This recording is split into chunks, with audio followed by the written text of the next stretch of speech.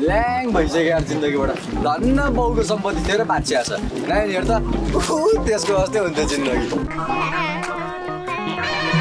त्यही भने हेर्न कमसेकम हाम्रो लागि त्यसको जस्तो पोहोर त छैन नि यार त्यसको थोपडा हेर्न थोपडा हेर छ्या पानीपुरी बेच्दा बेच्दा पानीपुरीकै खोस्टा जस्तो भइसक्यो भने त्यही पनि दुईतिर भङ परे जस्तो त्यही भएर जाम उठ्यो गरेको नि बेदा बेडा सुनिदिनु सुनिदिनु न त ल ओए पानीपुरी भाइ यस्तो हाँस्ने खेल्ने उमेर के पानीपुरी बेचिरा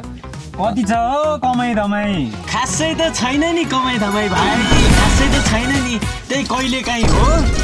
अब के भन्नु खासै पानीपुरी बेचेर जिन्दगी चल्दैन रहेछ हो भाइहरू जिन्दगी चल्दैन रहेछ मक्कली बन्द हुन सक्छ नि यार के अरे तेरो घर कहाँ हो मेरो त ऊ त्यो तेरो त्यो ठुलो देखिस् नि अनि तेरो बेलुका बोरा बिस्तर बारेर तिनटैजना गाउँतिर लाग्ने किन जाने हामी तिनटै घर मेरो दाइ किन हानेको दाइ त्यतिकै तँलाई हेलिकप्टरको चाबी जथाभावी नराख भने होइन हेर त जथाभावी उडाइरहेको छ नि त्यो